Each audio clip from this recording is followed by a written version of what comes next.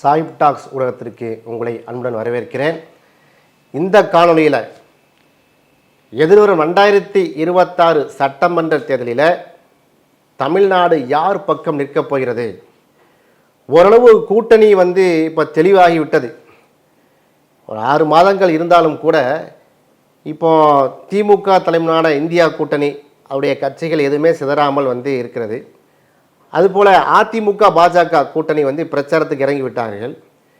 நாம் தமிழர் கட்சி சீமானுடைய கட்சி அவர்கள் தனி யாரும் கூட்டணி இல்லைன்னு அறிவித்து விட்டார்கள். தாவேகா தலைமையில் கூட்டணி அமையுமான் என்றால் இதுவரைக்கும் கூட்டணி அமையவில்லை. ஏக 4 முனை போட்டி தான் என்பது ஓரளவு உறுதியாக இருக்கிறது. இதில் மாற்றங்கள் வரலாம். ஆனால் இப்போதைக்கு பார்த்தீங்கன்னா எந்த மாற்றம் வர வாய்ப்பில்லை என்றே தெரிகிறது. இந்த நிலையில் இந்த லேட்டஸ்ட் சர்வேல அதுவும் எடப்பாடியார் அவர்கள் சுற்றுப்பயணம் மேற்கொண்டு முடியும் தருவால் இருக்கக்கூடிய இந்த நிலையில் எதுவும் சர்வேயில் மாற்றம் இருக்கிறதா? கிட்டத்தட்ட 2026 விஜய் ஃபேக்டர் சீமான் ஃபேக்டர் எந்த அளவுக்கு ஒர்க் அவுட் ஆகும்? ஸ்டாலின் அதாவது இந்தியா கூட்டணி திமுக, காங்கிரஸ், கம்யூனிஸ்ட், விடுதலை சிறுத்தைகள் கட்சி, மதிமுக, முஸ்லீம் லீக், மாமக உள்ளிட்ட இந்த இந்தியா பிளாக் கூட்டணி இருக்குது. இதில் எதுவும் மாற்றங்கள் இருக்குதா? அவங்க எப்படி அடித்து ஆடுறாங்க, பிரச்சனைகளை எப்படி கையாளுறாங்க, என் சர்வே முடிவு என்ன சொல்கிறது என்பதையெல்லாம் அலசக்கூடிய காணொலியை முழுமையாக நீங்கள் பாருங்கள். இது போன்ற காணொலி உங்களுக்கு வர வேண்டும் என்று சொன்னால் சாஹிப் டாக்ஸ் ஊடகத்தை சப்ஸ்கிரைப் பண்ணுங்கள், உங்கள் நண்பர்களுக்கும் அறிமுகப்படுத்துங்கள். தொடர்ந்து இணைந்திருப்போம். காணொலிக்கு நேரடியாக செல்வோம். முதலாவதாக அந்த அலையன்ஸுடைய பலம் எப்படி இருக்குது அப்படிங்கிறத முதல்ல பார்ப்போம். இப்போ 2 மேஜர் அலையன்ஸ் தான். 2024 நாடாளுமன்ற தேர்தலில் எந்த அலையன்ஸ் இருந்துச்சோ அதில் பார்த்தீங்கன்னா அதிமுக தான் மாற்றம் இருக்குது. ஏன்னா அதிமுக தனியாக சந்தித்தாங்க, பிஜேபி தனியாக சந்தித்தார்கள் நாடாளுமன்ற தேர்தலில். ஆனால் என்ன ஆச்சுன்னா இப்போ 2 பேரும் சேர்ந்து இப்போ சட்டமன்ற தேர்தலை சந்திக்கிறார்கள். மேஜர் அலையன்ஸ் சொன்னால் அதிமுக அணியில் பார்த்தீங்கன்னா ஏற்கனவே ஐடிஎம்கே அலையன்ஸில் இருக்கக்கூடிய புதிய தமிழகம், அது போன்று பார்த்தீங்கன்னா தேசிய முற்போக்கு திராவிட கழகம், விஜயகாந்த் கட்சி மோரலஸ் வெளியே வந்துவிட்டது. பாட்டாளி மக்கள் கட்சி 2 தொண்டாக உடைஞ்சிருக்குது. அப்பா மகனுக்கு சண்டை, அதோட பிரச்சனை, ஓட் பேங்க் எந்த அளவுக்கு சிதறம் என்று நமக்கு தெரியவில்லை. யார் கையில் கட்சி போகும் என்று தெரியல. ஒரு பக்கம் பார்த்தீங்கன்னா ஐயா ராமதாஸ் ஐயா கை ஓங்குகிறது, இன்னொரு நாள் பார்த்தீங்கன்னா அன்புமணி ஐயாவுடைய கை ஓங்குகிறது. 2 பக்கமே என்ன செய்கிறாங்க, பொதுக்குழு செயற்குழு கூட்டுகிறார்கள். 2 பக்கமே என்ன செய்கிறாங்க, பாட்டாளி மக்கள் கட்சியின் சேர்ந்த நிர்வாகிகள் தோழர்கள் போய் என்ன செய்கிறாங்க, கலந்து கொள்கிறார்கள். ஸோ பாட்டாளி மக்கள் கட்சியுடைய நிலையும் என்ன செய்ய முடியலை, பெரிய கெஸ் பண்ண முடியலை. பரிதாபமான நிலை. ஜேபி அண்ணன் ஜான் பாண்டியனுடைய அண்ணனுடைய கட்சி அவங்களுடைய அங்கீகாரத்தையே ரத்து பண்ணிட்டாங்க தேர்தல் கமிஷன். அடுத்து டிடி தினகரன் அவர்கள் என்டிஏல இருக்கேன்னு சொல்லி கொண்டிருக்கார். எந்த அளவுக்கு இம்பேக்ட் ஏற்படுத்தப்படும் தெரியவில்லை. ஓபிஎஸ் தனியாக நிற்கிறார் கலந்து. இந்த மாதிரியான சூழ்நிலையில் தான் அதிமுக பாஜக கூட்டணி இருக்கிறது என்பதை மனதில் வைத்துக்கொண்டு ஓட் ஷேரை பார்த்தீங்கன்னா 2024 என்டிஏக்கு 0 தான் வாங்கினாங்க. 39க்கு 39 எந்த கூட்டணி ஆட்சி, எந்த கூட்டணி கைப்பற்றுதுன்னு சொன்னால் திமுக தலைமையிலான மதச்சார்பற்ற முற்போக்கு கூட்டணி தான். திமுக, காங்கிரஸ், கம்யூனிஸ்ட், விடுதலை சிறுத்தைகள், மதிமுக, முஸ்லீம் லீக்கு, அது மாதிரி மாமக உள்ளிட்ட இந்த கட்சி தான். ஓட் ஷேரை பார்த்தீங்கன்னா அந்த India alliance DMK late India alliance 46.97 46.97. இதை ஏன் நாம் திரும்ப சொல்கிறோம்னா சர்வேல என்ன சொல்லிட்டு இருக்காங்க, முக்கியமாக முத்தாய்ப்பாக தொலைக்காட்சிகள் 18% எடுத்த பிஜேபியும் 23% எடுத்த அதிமுகவும் ஒன்றா சேர்ந்துட்டாங்க, எனவே ரொம்ப டஃப்பாக இருக்குங்கிறாங்களே. அப்படி இல்லை. 18% எடுத்த பிஜேபி பிஜேபியாக இல்லை, பிஜேபி ஓட்டு மட்டும் இல்லை, அதில் ஓபிஎஸ் இப்போ இல்லை. அதுபோல் 23% எடுத்த சதவீதம் எடுத்த அதிமுகவாக இல்லை. பல பிரச்சனை அங்கே இல்லை. சீனியர்ஸ்லாம் திமுக வந்துட்டுருக்காங்களா இல்லையா? எத்தனை முன்னாள் அமைச்சர்கள்லாம் அங்கே சேர்ந்துட்டுருக்காங்க. இங்கே பல பேர் கீழே நினைக்கிறாங்க. மைத்ரேன் வந்தாரா இல்லையா? இப்படி ஒவ்வொரு காணொலி வெளியிடும் போதும் முக்கியமான எல்டர்ஸ் யங்ஸ் என்ன செய்கிறாங்க, முக்கிய ஆளுமைகள்லாம் அதிமுகலேருந்து திமுக வர்றாங்க. இத்தகைய நிலையில் ஏடிஎம்கே இருக்கிறது. அப்படி சேர்ந்தாலும் பார்த்தீங்கன்னா டிஎம்கே அலைன்ஸு பார்ட்டி வீஸாக பார்த்தீங்கன்னா 46.97, 46.97, அதிமுக 23.05, பிஜேபி 18.28, என்டிகே நாம் தமிழர் கட்சி 8.220.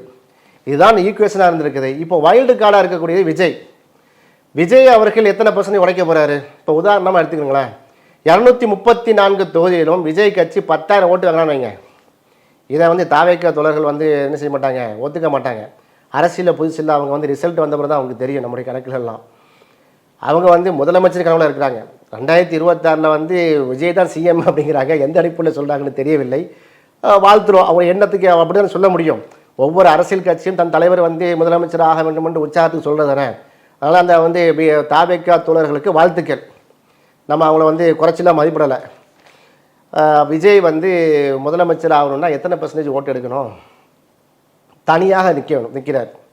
அப்போ தனியாக நிற்கிறார் என்று சொன்னால் 10,000 ஓட்டு எடுத்தால் 23 லட்சம் ஓட்டு.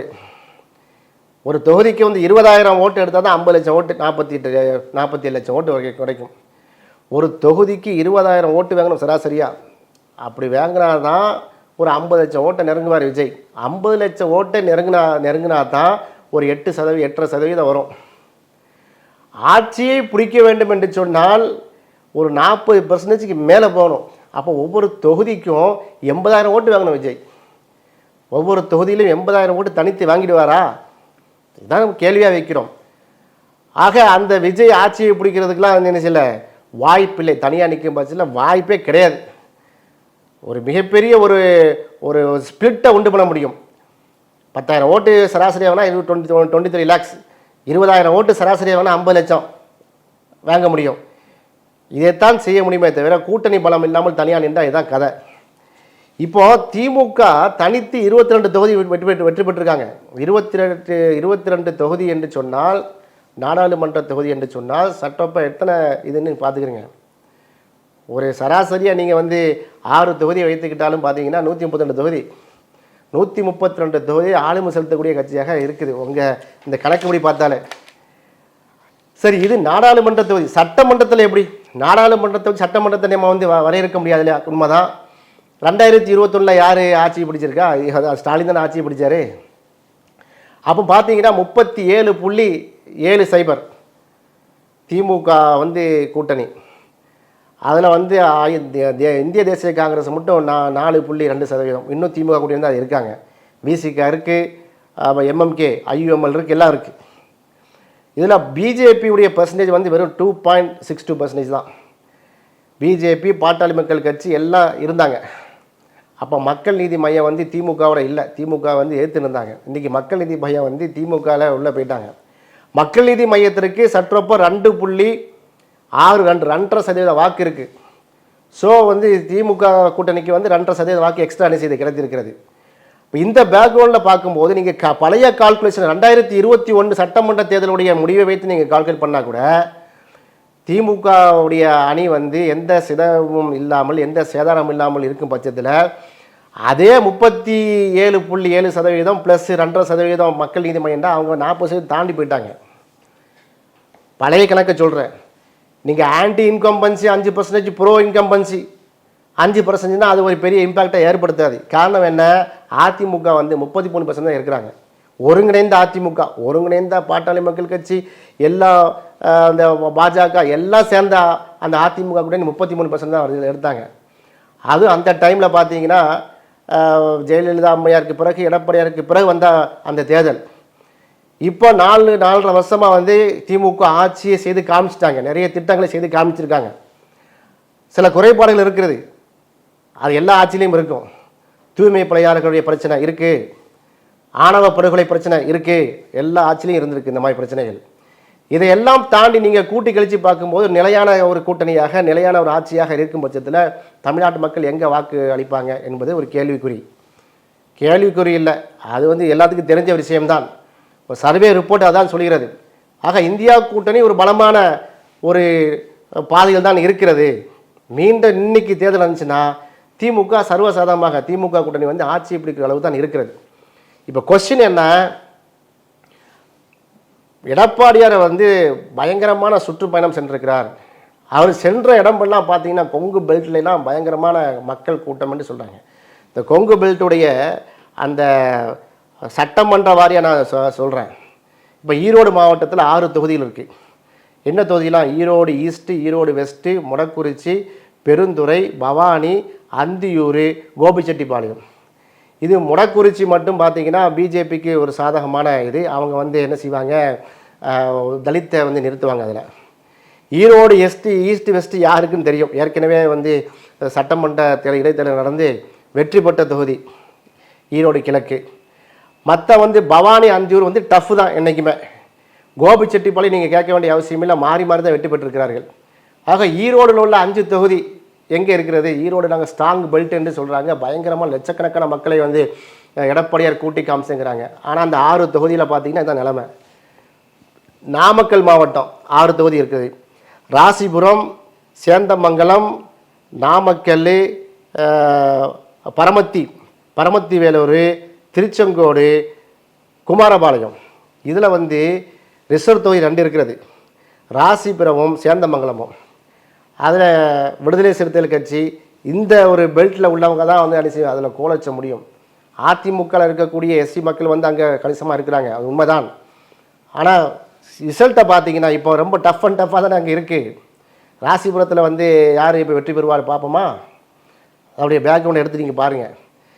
அப்போ நாமக்கல்லில் பார்த்தீங்கன்னா நாமக்கல், பரமத்தி வேலூர், திருச்செங்கோடு, குமாரபாளையத்தில் வந்து மக்கள் திட்டங்களை அவ்வளோ தூரம் கொண்டு சேர்த்துருக்காங்க. இதெல்லாம் அதிமுகவுடைய கோட்டை என்று சொல்லப்பட்டவை. இன்றைக்கி வந்து தொலைக்காட்சியில் வந்து மைக்கு கொண்டு போகிறாங்க, அங்கே பார்த்தீங்கன்னா சலசத்து பேர் இருக்குது. அப்போ கூட்டம் மட்டும் எப்படி கூடுது? கூட்டம் கூடுது. 300 ரூபா கொடுத்தா கூட்டம் கூட தானே செய்யும். அதனால் வந்து அது ஒரு பெரிய கூட்டம் போடுறவங்களாம் வந்து ஓட்டு போடுவாங்களா? அடுத்து கரூர் மாவட்டம், எடப்பாடியாருடைய கோட்டைன்னு சொல்லக்கூடிய கரூர் மாவட்டம். இது எடப்பாடியாருடைய கோட்டையா, அது செந்தில் பாலாஜியுடைய கோட்டையாங்கிற ஆகிப்போச்சு. கரூர் எங்களுடைய கோட்டைன்னு சொல்லுவோம், செந்தில் பாலாஜிக்காக பயப்படுறீங்க. கரூர் மாவட்டத்தில் வந்து அமைச்சர் செந்தில் பாலாஜி உள்ளே இறங்கின பிறகு தானே பிரச்சனையே ஆரம்பிச்சிச்சு. இன்றைக்கி அரவக்குறிச்சி 4 தொகுதி இருக்குது.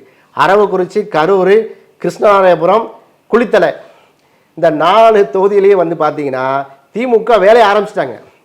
திமுக கூட்டணி கட்சிகள் கிரவுண்டில் இருக்கிறாங்க. குறிப்பாக செந்தில் பாலாஜி ஆளுக்கு கிரவுண்டில் இருக்கிறாங்க. இப்போ வந்து எடப்பாடியார் வந்து என்ன சொல்கிறாரு, அங்கே பார்த்தீங்கன்னா அதிமுககாரங்க சொல்கிறாங்க, இப்போவுமே வந்து என்ன பண்ணுறாங்க, திராவிட மாடலில் வந்து என்ன செய்கிறாங்க, கல்யாண மண்டபங்களே, திருமண மண்டபங்களே வாடகைக்கு எடுத்து பிடிச்சிருக்காங்க. அவங்கள பட்டியலில் அடைக்கிற மாதிரி, ஆடுகளை அடைக்கிற மாதிரி அடைச்சி சாப்பாடு போட்டு ஏமாற்ற பார்க்குறாங்க. கரூர் இது என்ன மாடல், அது ஈரோடு கிழக்கு மாடலு இப்படிலாம் சொல்கிறாங்கல்ல. அப்போ ஏன் நீங்கள் வந்து கோட்டைன்னு சொல்கிறீங்க கரூர் மாவட்டத்தை? லஞ்சம் யார் கொடுத்தாலும் தப்பு, அது பிரியாணியாக கொடுத்தாலும் தப்பு, காசாக கொடுத்தாலும் தப்பு. அதை நம்ம சப்பை கட்டி பூச விட மாட்டோம். இப்படி பதற அளவு தான் இருக்குது. கொங்கு பெல்ட்டு எங்கள் பெல்ட்டுன்னு சொல்லக்கூடிய அண்ணன் எடப்பாடியார் அவர்கள் அதிமுக பாஜக கூட்டணி இந்த லட்சத்தில் இருக்காங்க. நீலகிரி, உதகமண்டலம் கேட்க வேண்டிய அவசியம் இல்லை, கூடலூர் அது எஸ்சி தொகுதி, குன்னூர், இதில் யார் ராசா அண்ணன் வேலை செஞ்சிட்ருக்காப்புல. ராசா அண்ணன் களத்தில் இருக்கிறாரு. அப்போ ஒவ்வொரு இடத்துலையும் அமைச்சர்களும் எம்பிக்களும் முக்கிய திமுகவுடைய முக்கிய ஆட்களை வந்து களத்தில் நின்று கொண்டிருக்கிறார்கள். எடப்பாடியார் வந்து என்ன செஞ்சிட்ருக்காரு, அது முக்கியமாக கோவை மாவட்டம் இருக்குது பாருங்கள், 10 தொகுதி. அடே அப்பா, பிஜேபியுடைய அந்த இதே எங்களுடைய பெல்ட்டே கோயம்புத்தூர் தான். நாங்கள் எங்கே பெல்ட்டு? மூத்திர சந்தில் நிப்பாட்ட விட்டாங்க. யார்? அண்ணாமலையை. மேட்டுப்பாளையம், அவினாசி ரிசர்வ் தொகுதி, Tiruppur north, Tiruppur south, Palladam, Sulur, Kavundampalayam, Coimbatore, Thondamuthur, Coimbatore south, Singanallur. Coimbatore south மட்டும் எங்கள் அக்கா வர்றாங்க, வானதி சீனிவாசன். வானதி சீனிவாசன் அக்கா ஜெயிக்க முடியுமா? அங்கே கமலஹாசன் வந்து நின்று ஓட்டை பிரித்ததுனால அவங்க உள்ளே வந்தாங்க. இப்போ கமலஹாசனும் திமுக ஒன்றா சேர்ந்துல இருக்க போது எங்கே கோயம்புத்தூர் சவுத்தில் எங்கே வர முடியும்? நீங்கள் கோயம்புத்தூர் உள்ள 10மே பார்த்தீங்கன்னா டஃப்பாக தான் இருக்குது. அது பெரும்பான்மையாக வந்து ஒரு 6 தொகுதி திமுகவுக்கு வசமாக இருக்கிறது. இதுதான் உண்மை, யதார்த்தமான நிலை. அதுபோல் திருப்பூர் பார்த்தீங்கன்னா அவினாசி, தாராபுரம், காங்கேயம், மடத்துக்குளம், பல்லடம், திருப்பூர் நார்த்து, திருப்பூர் சவுத்து, உடுமலைப்பேட்டை, இந்த தொகுதி வேணால் நீங்கள் என்ன செய்யலாம். அதிமுக திமுக ரொம்ப டஃப். அதிமுக பாதி, திமுக பாதி. கிட்டத்தட்ட பார்த்தீங்கன்னா அதில் ஒரு 8 தொகுதி இருக்குது. 4 திமுக 4 அதிமுகன்னு இருக்குது. ஆக எங்களுடைய எடப்பாடியார் வந்து பயங்கரமாக சென்றுட்டார். அதனால் ஈரோடு, நாமக்கல், கரூர், நீலகிரி, கோவை, திருப்பூர் மாவட்டங்கள்லாம் வந்து அதிமுகவுக்கு பயங்கரமான கொங்கு பெல்ட்டாக இருக்குது அப்படின்னு சொல்கிறது வந்து ரிசல்ட்டை பாட்டுக்கும் தெரியும். அந்த கொங்கு பெல்ட்டில் வந்து மிகப்பெரிய ஓட்டை விழுந்திருக்கு, மிகப்பெரிய ஓட்டை விழுந்திருக்கிறது. எடப்பாடியார் அவர்கள் இந்த போதாத கூட்டணி, பொருந்தாத கூட்டணி வைத்ததுனால அங்கே இருக்கக்கூடிய அங்கே ரிசர்வ் தொகுதி ஃபுல்லாக அடி. கிட்டத்தட்ட அந்த பெல்ட்டில் வந்து ஒரு 10 ரிசர்வ் தொகுதியாக வருது. அத்தனை தொகுதி வந்து அடி வாங்கக்கூடிய அளவுக்கு இருக்கிறது. தலித் இஸ்லாமிய கிறிஸ்தவர்கள் வந்து அங்கே இருக்கக்கூடியவர்கள் யாருமே வந்து அதிமுகவுக்கு வாக்களிக்க ரெடியாக இல்லை. இதுதான் யதார்த்தமான சர்வே. இந்த சர்வே முடிவு இருக்கிறதுனால தான் இன்னைக்கு வேற மாதிரி அரசியல் வந்துட்டு. சரி, இந்த முடிவு ஒரு பக்கம் இருக்கட்டும். சீமானை பார்த்தீங்களா இல்லை எப்படி எதுக்குறாரு? சீமான் என்னெல்லாம் சொல்கிறாரு பார்த்தீங்களா இல்லையா? நான் தனியாக நிற்பேன் என்று சொல்லிவிட்டு அவர் செஞ்சிக்கோட்டை மேட்டரில் எப்படி நடந்துக்கிட்டாரு? மேடையை விட்டு கீழே இறங்கி அடிக்க போகிறாரு. யாரை? அவ்வளோ கோபம். பத்திரிகையாளர்கள் கேள்வி கேட்கறதுக்காக நிற்கிறாங்க. அவங்க வந்து என்ன செய்கிறாங்க, சீமானுடைய அந்த அந்த அந்த காணேரி அந்த கோட்டையை மீட்போம் அப்படின்னு சொல்லி அந்த பொதுக்கூட்டத்தில் கேள்வி கேட்க வந்தவொடனே அடிக்க கிளம்புறாரு. ஏன்? அந்த பவுன்சர் வந்து தடுத்துட்டு இருந்தாங்களாம். ரெண்டாவது கிளின்னு கிழிக்கிறாரு. வரம்பை மீறிய பேச்சு சீமானுடைய பேச்சு. யாரை பேசுகிறாரு? விஜய் கட்சியை அணில் குஞ்சுங்கிறாரு. ஓரமாக நில்லுப்பா. இப்படிப்பட்ட ஒரு ஆளுமையாகவா திரு சீமான் இருக்கார்? ரொம்ப வருத்தமாக இருக்கிறது. அதாவது அரசியல் ரீதியாக விஜய் விமர்சனம் செய்யுங்கள், அது சரியாக தான் நம்ம ஏற்றுக்கொள்வோம். விஜய் நம்ம விஜய் கட்சி கிடையாது. இருந்தாலும் ஒரு வரமுறை இருக்கார் இல்லையா, அரசியல் நாகரிகம்னு ஒன்று இருக்கார் இல்லையா. ஒருவர் புதியசாக அரசியல் பாதைக்கு வந்திருக்கிறார், அது இப்போதான் அரசியல் கற்றிருக்காரு, வர கற்றுக்கொள்வார்கள். அவர் வந்து சில இப்போ நாம் கூட விமர்சனம் பண்ணுறோம், ஃபாசிசம் என்று சொல்கிறீர்களே எதா பிஜேபியை, நீங்கள் என்ன பாயாசமா என்று திமுக கூட்டணி கட்சியை கேட்டார். அப்போ ஃபாசிசமும் பாயாசமும் வந்து மேட்ச் ஆகாது. ஃபாசிசம், பிஜேபியுடைய ஃபாசிசம் என்பது வேற, திமுகவுக்கு எதிர் அரசியல் இருக்குது பாருங்க, திமுகவுடைய அதிருப்திங்கிறது வேற. அது வந்து பிஜேபியுடைய ஃபாசிசத்தோடு என்ன செய்ய முடியாது, முடிச்சு போட முடியாது. வன்மையாக கண்டித்தோம். அவருக்கு அந்த காலப்போக்கில் பயின்று கொள்வார். அதற்காக வந்து கடுமையாக சாடி விஜய் அணில் குஞ்சு என்று சொல்லி தளபதி தளபதி தளபதின்னு சொல்கிறது அவருக்கு வந்து இதாக இருக்கான். தளபதி தளபதி தளபதி தளபதின்னு இருக்கான். இப்படி இல்லாமல் நீங்கள் வந்து கொச்சப்படுத்துவீங்க. இப்போ திருப்பி வந்து அவங்க பேசுனா இதெல்லாம் ஒரு அரசியல் நாகரிகமற்ற பேச்சு. எங்கப்பா வந்தீங்க? தீ வைக்க வந்தார்களாம். அப்போ இந்த அளவுக்கு ஏன் எரிச்சல் படுகிறார் என்று சொன்னால் அதுக்கு ஒரு காரணம் இருக்குது. நம்ம சர்வே ரிப்போர்ட் சொல்லுது. என்ன விஷயம்? வரக்கூடிய 2026 சட்டமன்ற தேர்தலில் சற்றப்போ 36% முதல் தலைமுறை வாக்குகள் வந்து யாருக்கு விழப்போகுதுன்னு சொன்னால் திமுக கூட்டணிக்கு விழப்போகுது. 36%, மோர் தென் 1/3 அப்படிங்க விழப்போகுது. மிச்சம் இருக்கக்கூடிய அந்த கிட்டத்தட்ட 64% இருக்க பட்சத்தில் அதுதான் எல்லாருமே துண்டாக பிரிக்க போகிறாங்க, அதிமுக மற்ற எல்லா கட்சிகளுக்கும். அதில் விஜய் கட்சி வந்து சீமானுடைய நாம் தமிழர் கட்சியோட மேலே முன்னாடி இருக்கு. முதல் தலைமுறை வாக்காளர்கள் தான் விஜய்க்கு வந்து தாவேக்காக்கு ஓட்டு அளிக்கப் போகிறார்கள். எனவே காலங்காலமாக வந்த ஒரு கணிசமான ஓட்டு 1%, 2%, 3% வந்து இப்போ 8% வந்ததுக்கு காரணம் வந்து அந்த சீமானுடைய அரசியலுடைய டெப்த்து புரியாமல் உணர்ச்சிகரமாக அண்ணன் பேசுகிறாருன்னு சொல்லி போட்டாங்களே. இப்போ பார்த்தீங்கன்னா தளபதி பக்கம் போய்விட்டது. அந்த ஒரு காண்டில் என்ன செய்கிறாரு, இதை புரிந்து கொண்டு சீமான் என்ன செய்கிறாரு, ஓப்பனாக வந்து விஜய் அடிக்க போகிறார். இதான் அவருடைய ஈக்குவேஷன். நம்ம என்ன சொல்கிறோம், எங்கிட்டு போனாலும் சரி, சீமான்கிட்ட போனாலும் சரி, அந்த முதல் தலைமை வாக்கு தாவேக்காக சென்றாலும் ஆட்சி அமைக்கலாம் என்ன செய்யாது, அது மிகப்பெரிய ஒரு பங்கு ஆற்றாது. முதல் தலைமுறை வாக்கு வந்து அவங்க ரொம்ப பிரைட்டாக இருக்கக்கூடியவங்க, ஃபஸ்ட்டு ஓட்டு போட வர்றாங்க. அவங்க பார்த்தீங்கன்னா வாட்ஸ்அப்பு, ஃபேஸ்புக்கு இருக்கக்கூடிய சமூக ஊடகங்களை தெளிவாக பார்த்த மக்கள் விஜயை ரசிப்பாங்க, சீமானை ரசிப்பாங்க. ஓட்டு யாருக்கு போட வேண்டும், தமிழ்நாட்டை யார் ஆள வேண்டும் என்பதை அவங்க தெளிவாக இருக்கக்கூடிய மக்களாக இருக்கிறாங்க. அது அந்த டைமில் தான் பார்க்கணும், அந்த மூடை தான். பசங்கள்லாம் பார்த்தீங்கன்னா 2K கிட்ஸு, அவங்க என்னைக்கு வந்து என்ன செய்வாங்கன்னு யாருக்குமே தெரியாது. அதனால் அவங்களுக்கான திட்டங்கள் செம்மையாக தீட்டப்பட வேண்டும், தீட்டிட்டு இருக்காங்க. இலவச மடிக்கணிலேருந்து அவங்க படிப்புடைய பள்ளி கல்வித்துறையில் செய்யக்கூடிய திட்டங்கள் எல்லாம் ரீச் ஆகிருக்கிறது. இதை எல்லாம் வைத்து தான் நம்ம சொல்கிறோம், வரக்கூடிய 2026 தமிழ்நாடு சட்டமன்ற தேர்தல் திமுக, காங்கிரஸ், கம்யூனிஸ்ட், விடுதலை சிறுத்தைகள் கட்சி, மதிமுக, அது போன்ற முஸ்லீம் லீக், மாமக உள்ளிட்ட இந்த திமுக இந்தியா பிளாக்குக்கு தான் சாதகமாக இருக்கிறது. தமிழ்நாட்டு மக்கள் திமுக கூட்டணியின் பக்கம்தான் நிற்கிறார்கள் என்பதால் சர்வே ரிப்போர்ட், புதிய சர்வே ரிப்போர்ட் தெரிகிறது.